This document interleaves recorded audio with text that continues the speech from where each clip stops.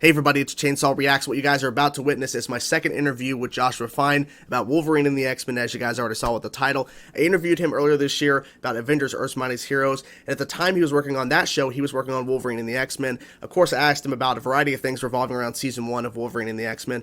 I asked about Season 2, of course, and things even beyond that, and just stuff in general about the show, and it was great to talk to him again, because I really liked talking to him about Avengers, Earth's Mightiest Heroes, and then he mentioned Wolverine and the X-Men at the end of that interview, and then of course I'm like, okay, well, can I talk to you again when I'm done with Wolverine and the X-Men? He's like, yes. So it's an hour long. Hope you guys enjoy it. It was great talking to him, and it feels like an actual conversation. It doesn't feel like I'm following a script and, I have to stay on, a certain path. It feels like I can just talk to him and just have a great time, and I think you guys will enjoy this interview as well. So enjoy my interview with Joshua Fine about Wolverine and the X-Men. Well, thank you so much for coming on and talk with me about Wolverine and the X-Men, because as I was telling him before we started here, I finished it today. I finished the show today, and I am upset, very upset, because it was so good. I wanted to ask you, when did you start work on the show? Because I noticed the last bit of episodes before the show ended, you were writing. Were you there at the beginning when the show was being developed and all that?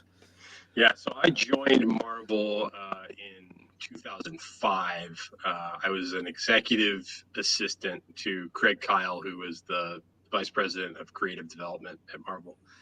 And at the time, we were working on Fantastic Four: World's Greatest Heroes, which is the first show that I worked on. And pretty soon after I got there, we started development on Iron Man: Armored Adventures and Wolverine and the X-Men. And those were the three shows that we had going for a while. And then eventually we got involved with Spectacular Spider-Man, sort of peripherally. Mm-hmm. But yeah, I would Wolverine and the X-Men started up in 2006. We started working development on Wow. on that show. So yeah, it's been 15 years. It's crazy to think it's been that long. Yeah, and people are like now discovering it, like because I had heard about it, but I never got around to watching it until like now. So it's crazy. Like now with Disney Plus, just like Avengers, Earth's Mightiest Heroes, Wolverine, the X-Men, people can just like readily click on Marvel and just find it and go, oh, and then they'll just start watching it. Were you there when the decision was made? Because I was blown away by this. You had this opening scene where Jean and Professor X are getting hit with some sort of attack or something, and then it cuts to a year later when there's an explosion. Was that decision something early on to where they wanted to really switch it up for the audience? Because we thought this was the opening of the show. No, this is just a flashback. This is not like it's connected, but this is, we're a year ahead now. Was that something early on, or was there other ideas floating around about how to start the show? Um, so Craig Kyle and Greg Johnson. Craig Kyle was my boss, Mm-hmm. and Greg Johnson was the head writer on the show. They did the bulk of the development work, and they were given marching orders by Avi Arad, who was the head of Marvel Studios at the time. Oh. And sort of the goal that they had to hit was it needed to be an X-Men show centered on Wolverine, with Wolverine as the leader. And Avi really wanted them to tell a getting the band back together story, which meant that they knew that the X-Men had to be broken up for some reason. And they knew that there needed to be a reason for Wolverine to come back and fill the role of leader. And that was the sort of the starting point that they jumped off from. And then Craig and Greg really came up with the overall storyline for the season, as well as those three pilot episodes, the story for them and how everything was going to get started. And they knew pretty early on what like the overarching mystery of the season was going to be, with the mansion being destroyed and the fact that it Mm-hmm. was the Phoenix behind it. Spoilers. It's okay. It's so good. and and everything with Emma, and more or less what Magneto's plan was going to be throughout the season. Like all of that was known pretty early on, and then I started to get more involved with story sessions starting around episode 4, and then I was in all those meetings from that point on. My contributions were a little bit limited in the early days on the account of being the low man on the totem pole. I was sort of earning the respect of everybody around me still. But I guess my influence increased as time went on a bit. Oh, it to did. the point where I was the supervising producer for canceled season 2. So like I took over the show eventually. Which I'll get to that. But I did notice that your credits, like with the last number of episodes, you were a part of the story in terms of writing it and all that. I'm like, and this it's really good because to me, those are some of the best episodes that the show did was when you were behind the story stuff. I'm like, they're just throwing so much stuff in here. This is awesome. And it got me so much more excited. I'm like, but the show is about to end. Getting irritated. I would like to take credit totally for how good those episodes were, but it was very much a collaborative effort. And to be totally transparent, like I was there from pretty much the beginning of the show. It wasn't until the end that I kind of earned the right to be credited on the episodes, I think. So gotcha. Well, I mean, regardless of, the collaborative effort, because like a show like this, it takes a lot of people. But I just like the fact that when you started getting credit is when I was like really like amping up and loving it. I loved everything about the show from the beginning to how that ending, that last shot. Okay. So what was the decision on the characters you were going to use in the show itself? Because when everything just kind of fell apart for the X-Men, you could have went a route of some different characters or whatever, because you brought in Emma, which of course that's a long play, like takes forever to get to that point. Like, oh, now I know why she's here. Cause it's like, what is she doing here? Was there any talk of other potential X-Men to be in the show and they ultimately didn't end up happening? Or was this the core team that was kind of like discussed leading up to eventually making it? I mean, we talked about just about everybody that's ever been an X-Men at one point or another, probably. Emma was definitely an early idea. She kind of felt like the one element that was really going to set this X-Men team apart from either of the two shows that had come before with the animated series in the 90s and X-Men Evolution. Not having Jean and having Emma instead was definitely a tonal choice that was going to affect the writing overall, I think. The roster was big. I mean, it was almost unsustainably big at times. Like we had, I think, 10 or 11 characters on the team by the time the season ended. Yeah. And it was hard even at that point to give every single one of them a moment to shine every time that they appeared on screen. Usually like the sweet spot for a team show is around 8 characters. And once you start to get past that, it gets hard to juggle them all. So we had our work cut out for us trying to give everybody enough of a moment. And, I don't think some of the characters even got a fair chance to shine their best by the end of the season, because we had plans to make up for that early in season 2 with some of them. And unfortunately those were never realized. So. Well, I was noticing that too. Like sometimes there'd be episodes where characters would be like MIA, or you would see them and they wouldn't speak. And then they're kind of just like, okay, we're going to move on from that. We got other stuff going on. I kind of noticed that. But at the same time, I mean, the X-Men at times in the comics, there's a ton of characters, and that happens in the comic storylines too, that sometimes they're just not around. Like, yeah, we got to focus on these characters. What was some of your favorite like episodes that you guys did for the show? Because for me, I think some of the best stuff was involving, of course, Jean in terms of the Phoenix Force towards the end, or even the one-off Silver Samurai episode with Wolverine. Like that was like surprising. I'm like, oh, that's a good reveal, because they go into the mansion, like, what's going on? And then there's the Silver Samurai, like in that like mist like type form. And then like, oh, okay, so we're doing this. What were some of your favorite ones that you guys did? Yeah, the standout ones for me, I think, are always the Nightcrawler episodes, the 3 Nightcrawler. So I liked that we took detours and focused on a single character outside the team. And I just love Nightcrawler, so those were great. And then the future stories too, the ones with Xavier in the future, because I love the Days of Future Past setting and that dark alternate future.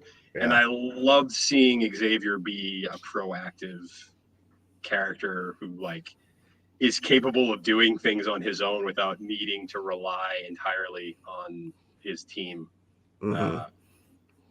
So I think those 6-ish episodes are probably the ones. Yeah. Those are good choices because I thought that was interesting about the Nightcrawler stuff, especially him on Genosha and his relationship with Wanda. Because I said this in my video when I was talking about the relationships that were kind of formed throughout the show in terms of unlikely characters that you wouldn't expect to have a bond or some sort of relationship. And Wanda and Nightcrawler, like that was interesting because they're from the world, of course, of mutants, but they're from two different perspectives. Because Wanda, even though she's under her father, she's not exactly like him, but she has this bond with Nightcrawler. I thought that was like really interesting to go that route because that added more layers to the storytelling when they have to communicate, especially with Magneto deciding, well, let's kidnap Senator Kelly and let's send Mystique and the Sentinels and let's go crazy.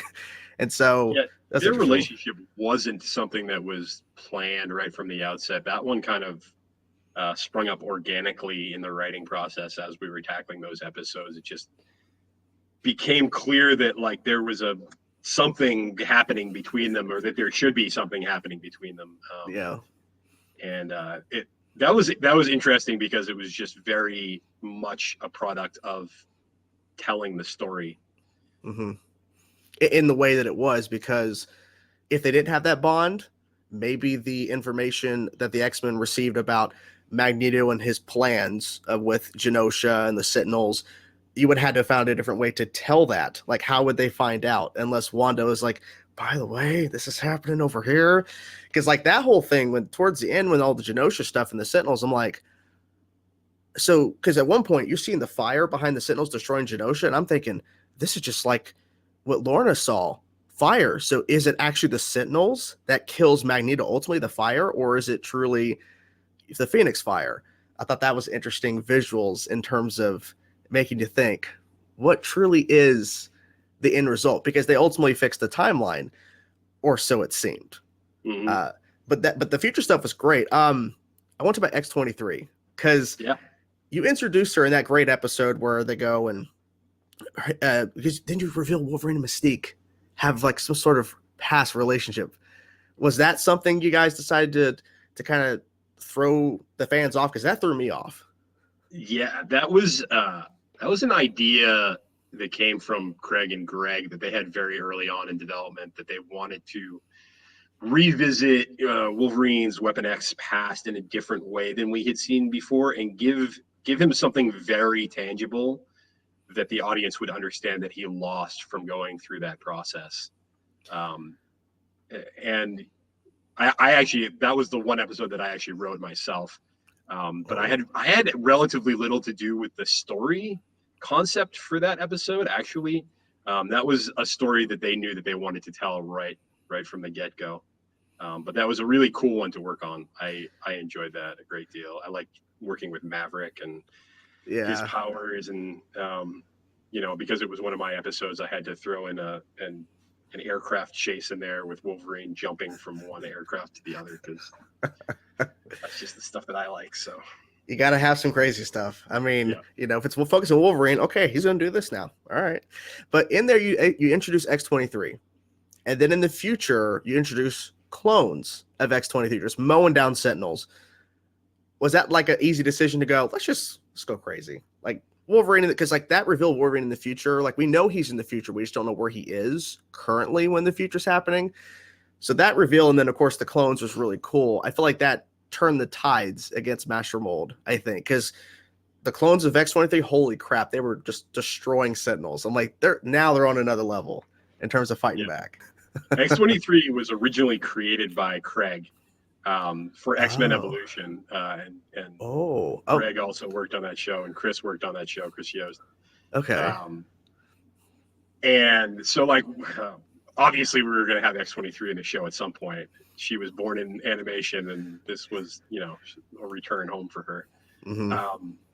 The cool thing about knowing that we were going to change the outcome in the future to a different timeline is that near the end, it freed us up to do stuff that we knew was reversible, like introduce 4 X-23 clones. Yeah. That we wouldn't necessarily be tied down to there just being a bunch of X-23s down the road, but we could do something crazy and have them be awesome, and then potentially do away with them if we needed to. And then just maybe focus on just the one. if Right. if you guys have to continue. I mean, regardless, like, because you're like, hey, it's the future, we're gonna change it. Let's just go crazy. Let's just And she was whatever. already written into season 2 episode, so Okay, she was yeah, due to make a return in the present. I definitely want to ask about season 2 stuff because, like I mentioned in my video, I'm like, they did a Comic-Con panel. They showed concept art of characters they haven't shown yet in the show. So one in particular thing I wanted to ask about, and then we'll get to towards the end stuff where you pretty much throw everything at us, not realizing at the time you're giving us the finale, but you covered Wolverine versus the Hulk and the Wendigo early on in the show. Was that a decision to where let's bring in the Hulk? Because I noticed there wasn't a lot of other characters outside of the X-Men or mutants that were featured in the show. So was that like an easy decision, or was that something you had to get permission to use Hulk? It was a relatively easy decision. We always look for the right times to do crossover type episodes or to include outside Marvel characters, because it boosts the profile of a show when you can bring characters from the outside in. Hulk was an obvious one because Wolverine made his very first appearance in a Hulk comic, and Yes. like their fight was how Wolverine got his start at Marvel. So it just, because we were doing a Wolverine-centric X-Men show, it made sense that if we were going to have any other Marvel characters show up, it should be the Hulk, and do like a flashback to their first battle. And that quick little flashback with him with his different suit, I'm like, why wasn't there more of that? Because it was so cool to see that classic suit for just a second. I'm like, a second too short, but it's okay because that's not really the narrative. Like, oh, here's a flashback within this thing. Like, we're focusing on this with the Wendigo stuff, and you also had Nick Fury and Shield involved, which I don't think he appeared again. I think after that point he was done. Like, it was I guess it was like we're crossing over Hulk. Let's just bring in Shield, Nick Fury. Why not? And then tying in, of course, they're actually responsible for the Wendigo situation. Like, that's such a good reveal. Was there any other talks within season 1 of bringing other characters outside like Hulk into season 1, or was it like, we have a lot going on here, we kind of need to focus more on the mutant side of this? Because you could have easily brought in more characters with some of that other stuff that was happening, especially towards the end with Phoenix. Yeah, that's a good question. I don't recall ever discussing bringing anybody else in. The thing is, like, the X-Men universe is so immense. I think I saw a statistic that if Marvel broke off its X-Men comics and X-Men characters into their own separate comic book company, it would be the third largest comic book company after Marvel and DC. Like, it is there's enough characters and enough material there to support an entire comic book company in and of itself. And there's so many mutants to get to that I think our focus was always on trying to do as much X-Men stuff as possible. I mean, Shield, I guess, was always on the table to come back because we had introduced them, but there just never felt like a right moment where they would have been involved. Because you had the MRD involved. Yeah, you had the MRD involved so much that it kind of felt like this whole organization that came in Shield. It's like, we already have this giant organization, and of course that morphs into Sentinels and all that. So it's all kind of tied in. So the Phoenix storyline seemed like it was the end game in terms of the season because of how it was set up, because Jean had lost her memory. And then when you do the episode where she's reading off the cue cards of like names, everything just, that 500-mile radius, a blast, that shook me. I'm like, that's how powerful this version of Jean is. Like, not even trying. What? Was that something to where you wanted to show how truly strong she is? Even she's not even trying to use her powers, because I mean, when you already reveal that within a matter of days in the timeline, she's going to lose it, and the Phoenix is going to destroy everything. So you wanted to show how strong she was so that it made plausible sense that she could destroy everything just with the Phoenix alone. Yeah, I mean, the moment itself, we just wanted it to be a really shocking moment for the audience to be like, what just happened? but because we were building to this threat of the Phoenix basically destroying the entire world, there needed to be a sense that it was building inside her, that its power was starting to leak out in a very dangerous way, and that it had been contained for too long. Mm-hmm. And then you go the route, which I was shocked, and I was quite surprised because of how the show can't really do too much in terms of, because Wolverine a lot of times he's fighting, because we had discussed this with Avengers, Earth's Mightiest Heroes. We had Wolverine. He's slicing, but not really. Like, he can really slice some stuff up when it's Sentinels, but when it comes to people, he's tackle them. He has to throw them. In this, you show Emma dying. The Phoenix Force kills her, and she's shattering in little pieces. And I'm thinking, how'd they get away with that? Yeah. Like, was there other iterations of that death that you guys couldn't get away with, or that was the first iteration of the death and that stuck and they allowed it? Because that shocked me. I wasn't expecting that. No, and we knew that we were going to do that moment, I think, well before we got into the finale, actually. Wow. I think it was an idea that Craig had pretty early on, and it was just such a beautiful moment and such an emotional moment that I think the fact that it was a character death didn't matter as much. It was just good storytelling. And our broadcast partner for this show was Nicktoons, and they were very comfortable with everything that we were doing from a violence standpoint. So yeah, we were free to pretty much tell the story how we wanted to. Well, that's good, because I was wondering, because even though it's not like you see like body parts, but she crystallized herself up and then she starts cracking, like showing that little bit, and then the explosion, and then the little, it's like there's no way to interpret that other than like the Phoenix Force, like she got rid of it, but at the cost of her life. Kind of reminds me of Tony making the sacrifice in Endgame. Like, Yeah. you know, I think she knew that it wasn't going to end well for her. Like, that's why she jumped in the middle of it. And because then Professor X even tries to tell Wolverine, trust Emma, trust her. Mm-hmm. And I think maybe because he knew, or maybe he knew that she would ultimately make the right choice, because Jean was willing to take it back. And then that would have turned, of course, everything to the way it was. Her arc is pretty interesting for the show. We knew, like, from the first appearance that she made in episode 3 that she was going to be a traitor and a mole working for the Hellfire Club / Inner Circle. Exactly. I kept saying that. I go, the Inner Circle, Hellfire Club, because you guys can't say Hellfire Club, but I thought that was funny. So we knew that she was going to have a turncoat moment at the end of the season, and that basically she was trying to ingratiate herself onto the team the entire time while discreetly continuing her search for Jean using the X-Men's resources, and in particular Cerebro. We did not know until we got near the finale that she was going to redeem herself, actually. Like, the sacrifice we kind of figured out before we got into the finale episodes, but it was a byproduct of realizing that based on the character that we had built up and her journey of being with the X-Men for that long, it had affected her in a way that she wasn't really fully in line with what the rest of the Hellfire Club wanted anymore. I mean, that was very apparent when she knew what the goal was, the mission. And they're like, oh, by the way, that's not what we're doing. And she's like, are you kidding me? You can't control this. Oh, we think we can.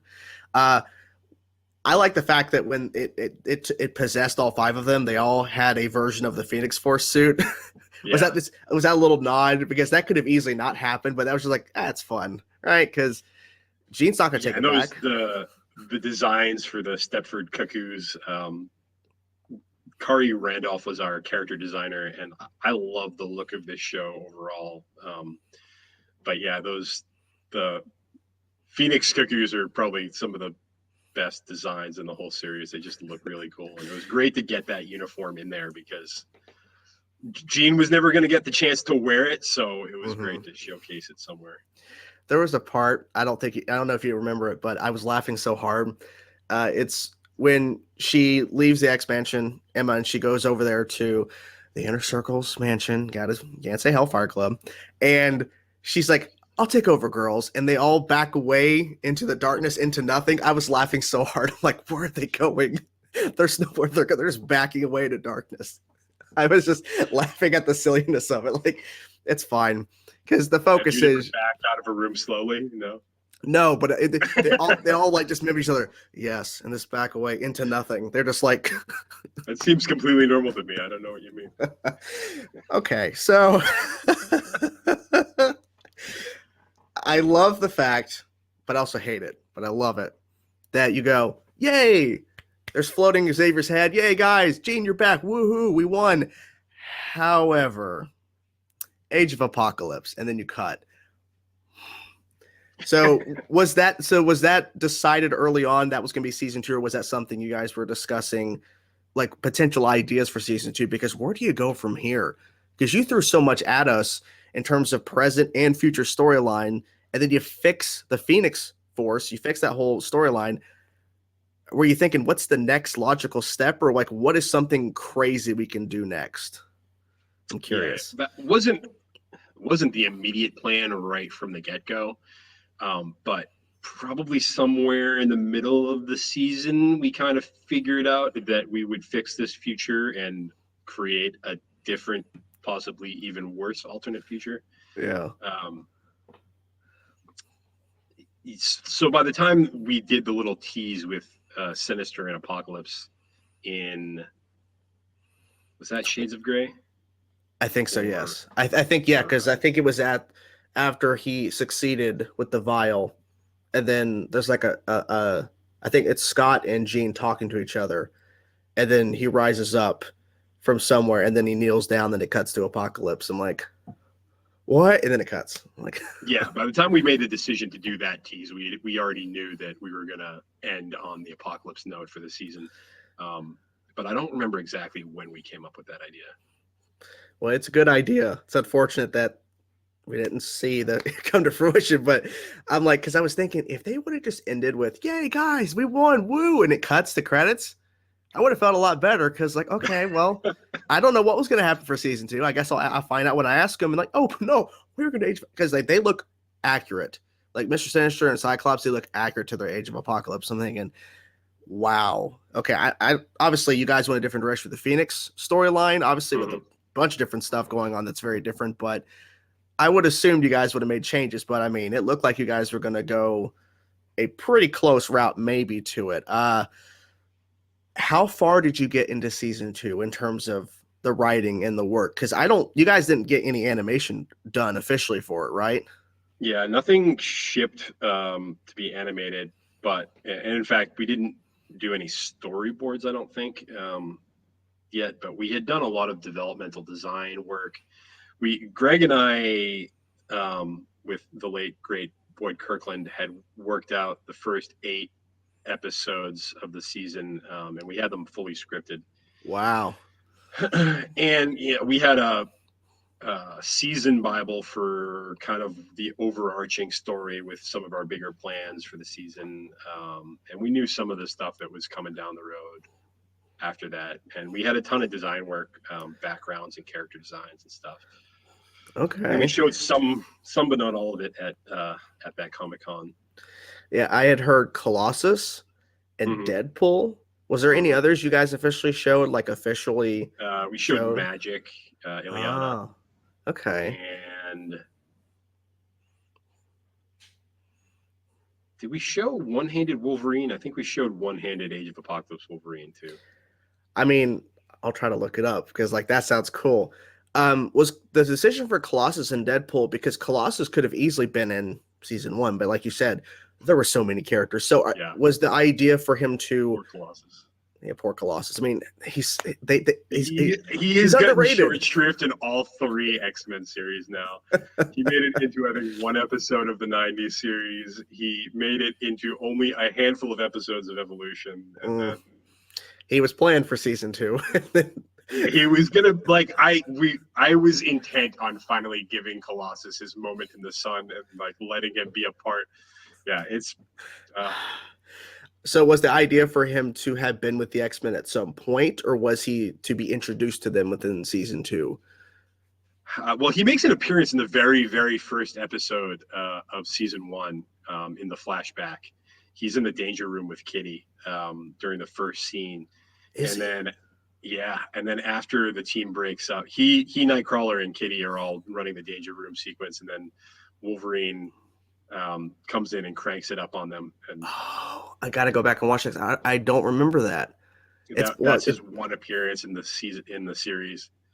Uh, Okay, okay. and our intention was always to bring him back, and it was Get a lot one of going those on. things, sort of like with Avengers or Mightiest Heroes. There's characters that you always intend to have on the team, and you just run out of racetrack and don't find the right place to bring them back yet. And then, I mean, it became very clear because he was part of the Age of Apocalypse comics that bringing him back in season 2 was the perfect time to do it.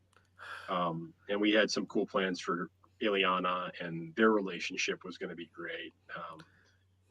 Their episode was one of my favorites. Unfortunately, it was just like a really nice brother sister episode. Mm. I can't believe I forgot about that, but that's the crazy of this show. There's so much stuff going on. There's like probably other stuff I forget, but because you're talking about all the mutants and stuff, like you did a good job with introducing us to a bunch of mutants throughout the episodes from the MRD capture mutants and whatever.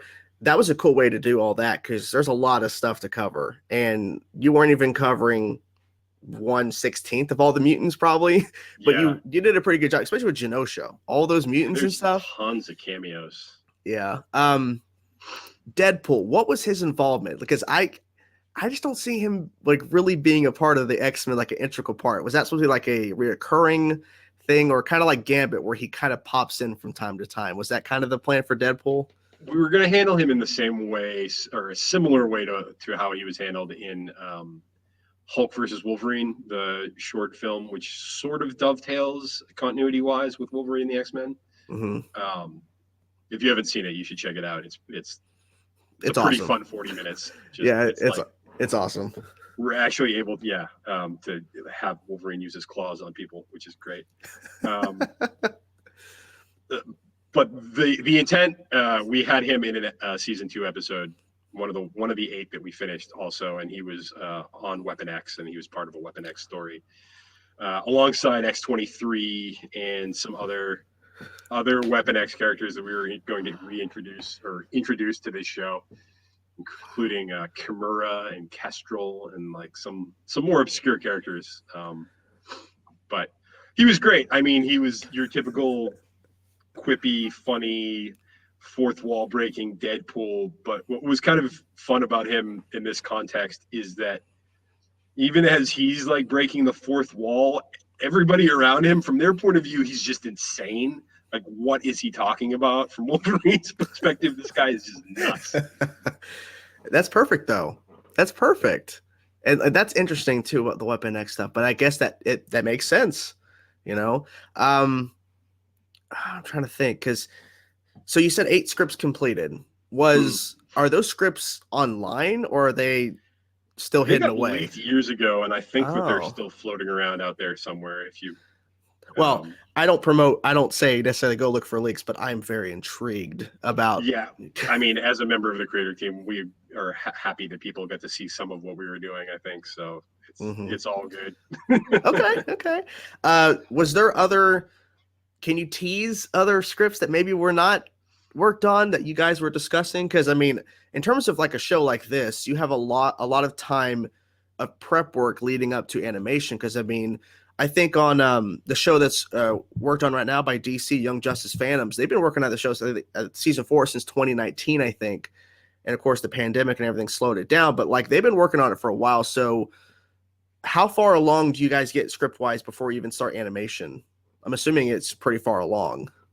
It varies show to show. Usually, I mean, most of the shows that I worked on, like pretty much the moment that a script is done, it starts getting storyboarded, and as soon as the storyboards are done, it gets shipped for animation. Okay. and then it takes usually 18 or so months for animation to happen. Wow. And so, like, if storyboards start right as you finish episode 1, you're getting the first animation back usually when you're near the end of the series, like episode 19, episode 20 or something. You're Wow. finally seeing the fruits of your labors. And then it's either like really energizing and uplifting or totally soul crushing, depending on what the animation looks like when it actually comes back. Well, the animation was good for the show. It Yes. was really good. I was very fortunate that all of the shows that I worked on at Marvel, the animation came back pretty good in most cases. Yeah. Not always. That is not always the case. And even within the context of these shows, there's usually 1 or 2 episodes that are stinkers when you get them back, and you have to. And inevitably, like, this is kind of funny, but it's, Murphy's Law in action. The stories that you kind of care least about in the course of the season, there's always a few that you're like, I'm not quite as excited about that episode. Always come back with the very best animation. For some reason, they're always the ones that are like polished and shining. And the ones that are like the most important episodes that are going to blow people's minds are always the ones that come back and you're like, oh, how are we going to fix this? If there's any fixing, you guys did it, because I really have felt Avengers, X-Men, it's looked great. I've had no issue. It looks fantastic, and there's no point. I'm like going, what were they thinking here? Like, what? Because it's all about the storyboards and the translation of the scripts. Like, there's a certain touch to it, because the way these scenes are written out, you could easily interpret it differently, and then it comes out very different than what you expect. On this show, it's a huge tribute to Boyd Kirkland, who was our supervising director, and he, on account of being a juggernaut in the industry, just drew in like the most amazing storyboard talent to work on this show. We had incredible people working behind the scenes on this show, sometimes just doing a scene here or there, but there was great stuff. One of my favorite sequences is from the Breakdown, the Cyclops flashback episode where they go back to the original team of the X-Men. Yeah. And those sequences with the young X-Men in the Danger Room and then fighting Magneto were storyboarded by Jeff Snow, storyboard artist. And those storyboards are some of my favorites that I've ever seen. They're just incredible.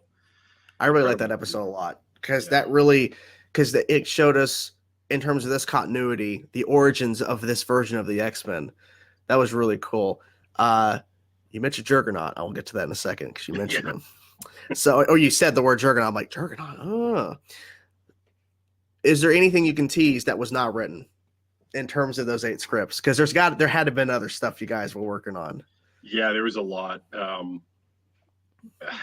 Season 2 was the most complicated thing that I have ever worked on, and Greg and I were having a tough time figuring it out. Like, we were working with awesome material and we were really excited about what we were doing, but the intricacies of the time travel stuff were starting to get very difficult. And figuring out how to build up Apocalypse's plan in the present day without spoiling what had happened in the future was a challenge, especially when you're covering 2 timelines. Yeah. Yes. Yeah. And actually, we made the decision very early on in the first episode that we wrote for season 2, that Greg wrote for season 2, to sever the connection between Xavier and the X-Men. It's like it's a big deal. It's a cool moment when it happens in the script, but it freed us up a lot, because in order to make Xavier's story interesting in that timeline, he had to become privy to knowledge that we didn't want the present day X-Men to have. And it also upped the stakes and the tension in the present, because now they don't have their lifeline anymore to the future. That is brutal. You guys are brutal. You get to see like Wolverine truly leading the team without Xavier looking over his shoulder, and it doesn't always go so well anymore when it's up to him to make the choices. I mean, just the way he was handling it when he had Professor X to go to, it didn't go well. I mean, he had constant fights with Cyclops all the time, Yep. constant arguments. But that is brutal. You guys are brutal Yeah. because Oh yeah. because that was a good story point because it's like very interesting for Professor X to have a way to connect to the present, his past now, and for that to go on. But also the way you had it built in was that he didn't have all the answers. And so he couldn't tell Wolverine, okay, go here at this time and do this. Just kind of like, I guess, because it took forever for them to realize, oh, it's the Phoenix Force that caused all this. But then it finds out, oh, it's actually Emma, who was right outside the gate, just kind of doing stuff, and it caused the Phoenix Force to rise up and Jean to protect them.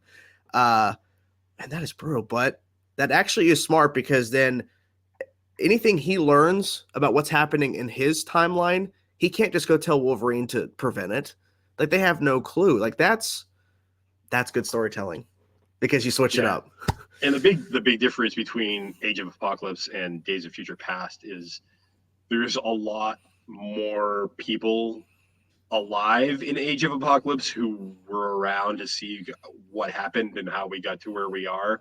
Whereas the rise of the Sentinels happened kind of suddenly, and like the Phoenix Force was almost instantaneous. And so there was a lot more room for Xavier to not know what was going on in that timeline. Whereas in this one, like he was going to meet Magneto's version of the X-Men in the future in the first episode. So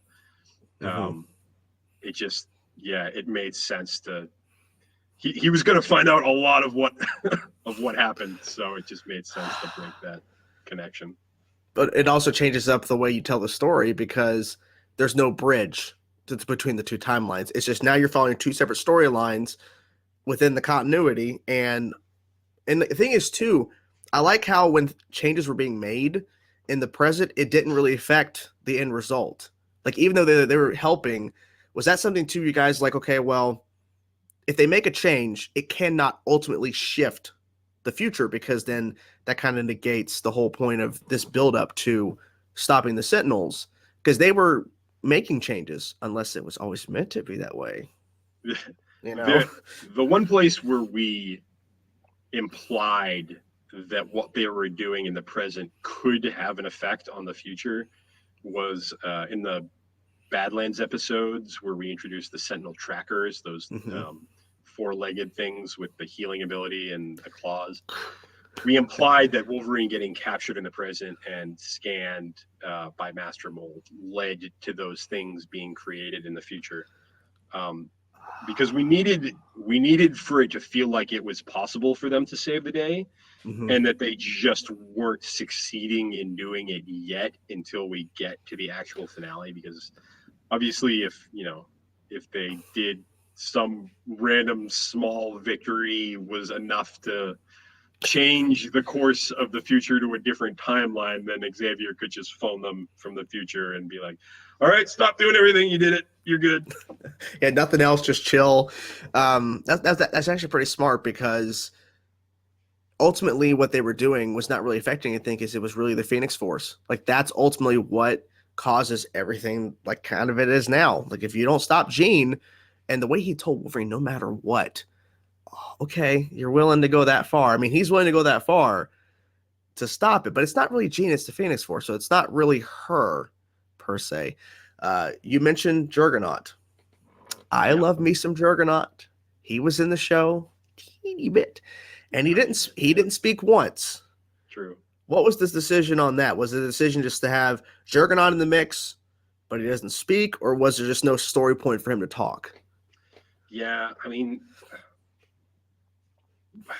I'd like to think that given more time, we might have done more with him eventually, although there were no plans to do that at the point that we finished work on season 2 or stopped work on season 2.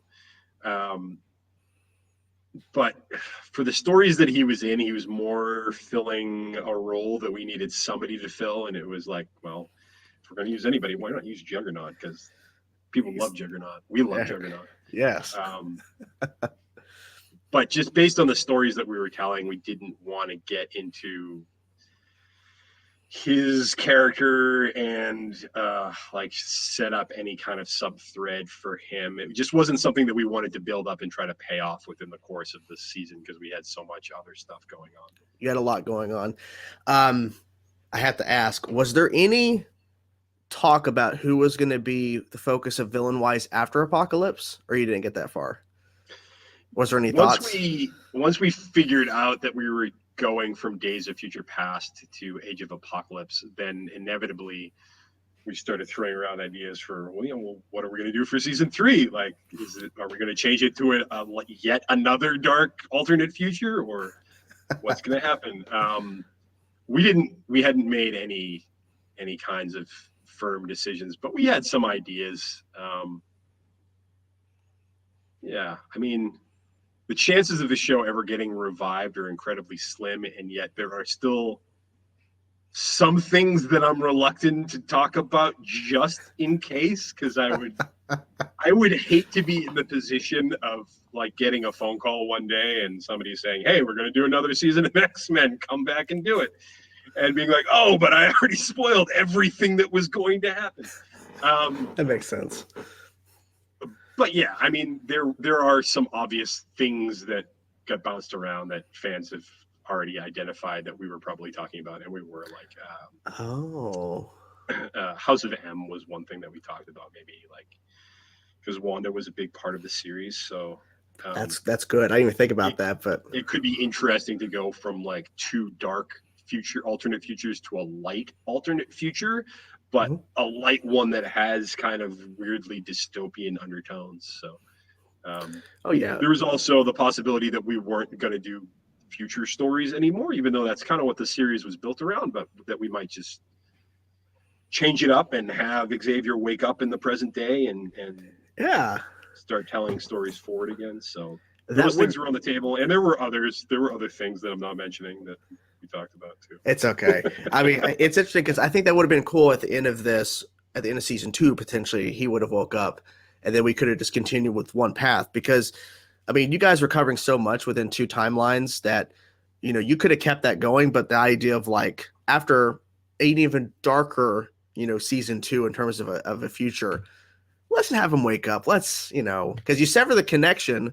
So now you can rebuild that relationship and have him back in the fold in terms of running Xavier's Institute again, which I think would have been maybe an interesting way to go for season 3. Like the school is open again. Maybe things are a little bit better for mutants, because in the comics and other iterations of the mutants, it's like they're attacked. The MRD, Senator Kelly, like go the direction of after a while, they start getting accepted again and they gotta have a place to go.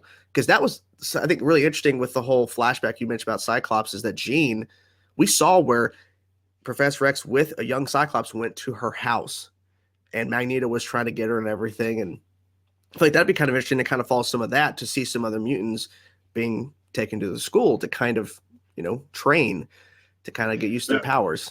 Was something that we were already doing in season 2, actually.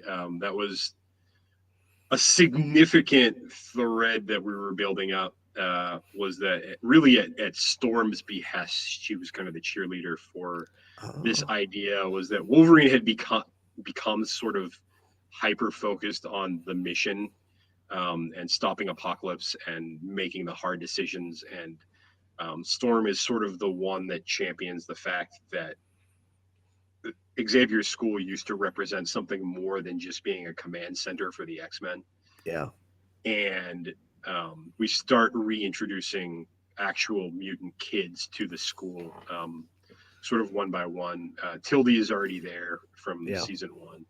And then a young Shiro Sunfire, Joy, gets brought to the school early in season 2. Actually, he first appears in the 2nd episode of the season, which is one of the best scripts that Greg ever wrote. It's so good.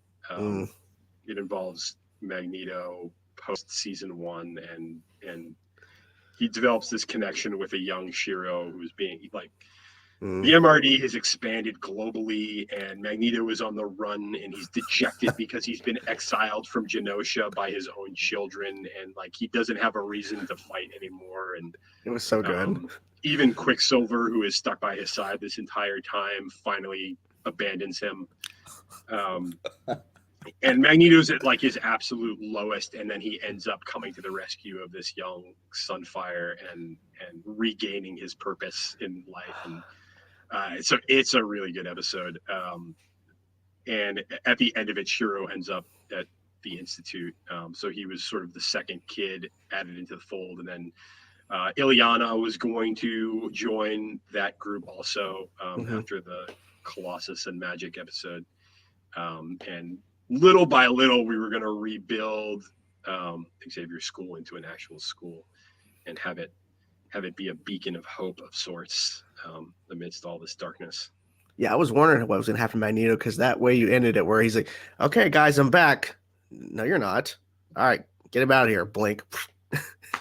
And then, because I made the point, like, Quicksilver, he had been like pushed aside all the time by his dad because he preferred Wanda over him, and he stood by his side at the end. I'm like, that is, and then to find out he ultimately still turns on. I'm like, yeah, you should, because you offered to gather up the troops to go with go with you, Dad, for the Sentinels, go attack the cities. I'll get all the mutants, and he's like, no, just convince your sister to do it.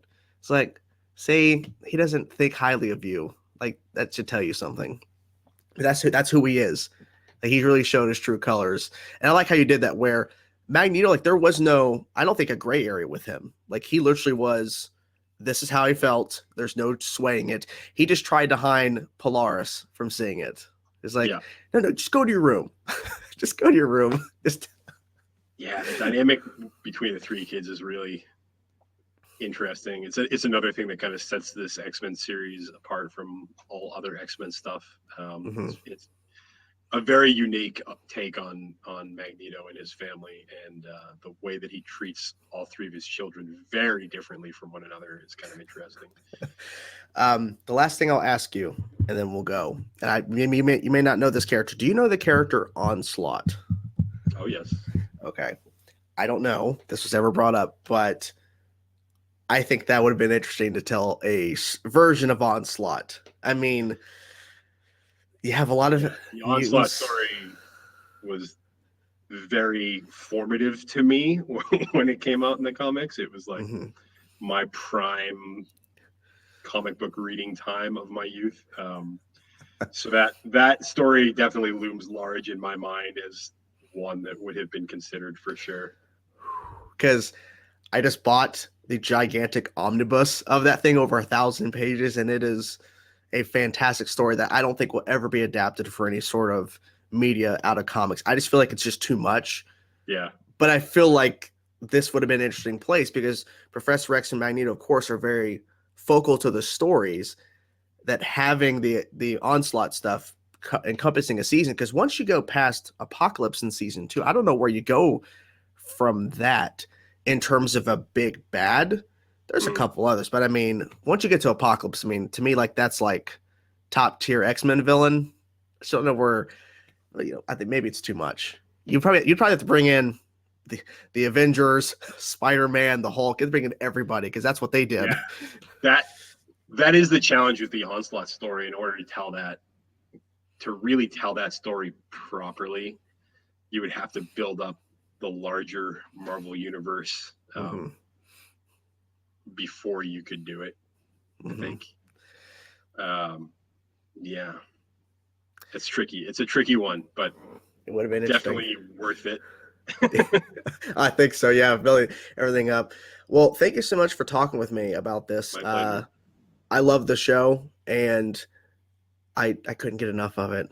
And it's sad that it's over now, but I'm going to look into those season 2 scripts. I don't condone leaks, but if the creatives behind it wanted us to see it because it didn't get made, I will definitely check it out and see what I'm missing, because that's so fascinating. You had 8 scripts done, and you were planning this whole thing out, and just everything fell apart. I mean, that's just sad. Yeah. It hurts, because you guys were working. How long did you guys work on it? Like, was it like for months? Yes, it was for months. It was like the busiest time of my entire career. I was finishing post-production on the Planet Hulk movie at the same time as I was working on season 1 of Earth's Mightiest Heroes, and we had also just started development on season 2 of Earth's Mightiest Heroes. And the only free time that I had to have story meetings with Greg was like my Sunday afternoon. That was the last time that was available to me. So we had a lot of work. Powwow on Sundays and figure out huge, complicated stories.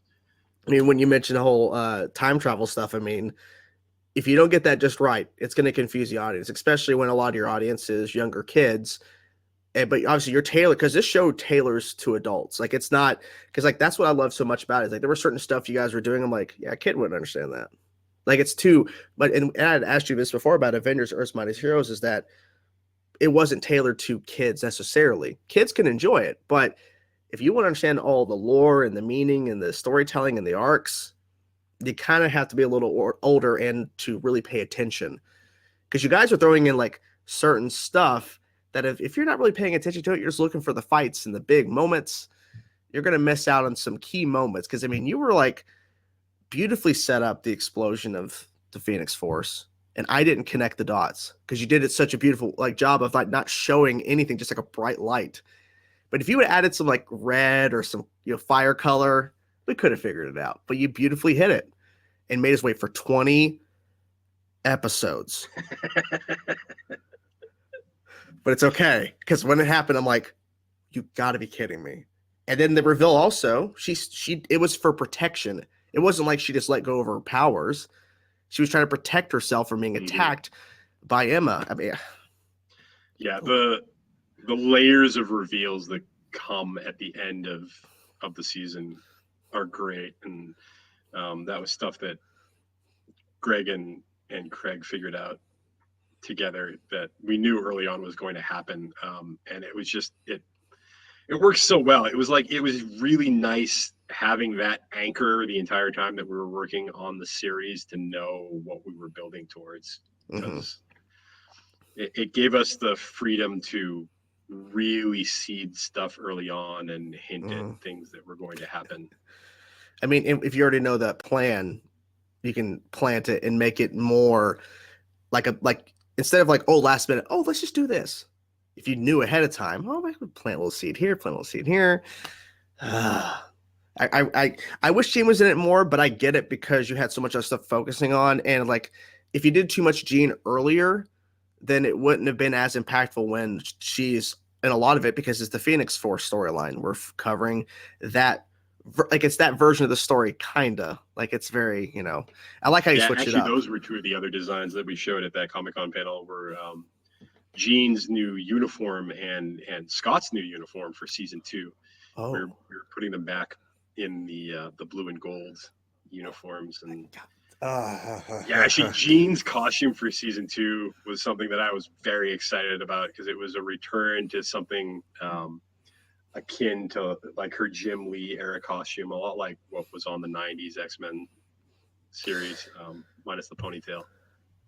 So you said about if you get a call one day for season 2, has there been any calls or talks about nothing? I don't want to crush any fans' hopes or anything, but the likelihood that would ever happen is very, very slim. I don't see a likely path where these shows would be revived, but like I've said before, crazier things have happened, and with enough fan support, anything is possible. Legally, there's nothing stopping Marvel Disney from reviving Wolverine and the X-Men or Avengers: Earth's Mightiest Heroes. Spectacular Spider-Man is a different story. That show exists in a legal limbo where currently nobody has the right to make it anymore. Really? Yeah, that's interesting. I just finished season 1 of it, and I'm like, holy crap, we got one season left, but still, I mean, it's 13 episodes each season, but hey, not saying it's impossible, but just saying, I mean, you just gotta be honest. You don't want to like get people's hopes up and thinking, oh, it's coming, because I mean, that's what people got their hopes up when I put out our discussion about Avengers, saying, season 3 is happening because I put season 3 in the title. It's like, oh, we discussed it. It's like, oh, is it happening? No. Like, guys, like, understand.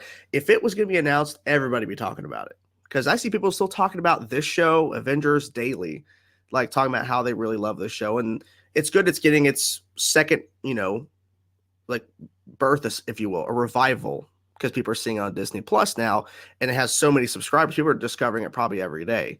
And then people just talking about the show in general, and maybe one day, maybe, but the thing is, at least we have what we have. At least we got a season, because this show could have easily not happened, at all.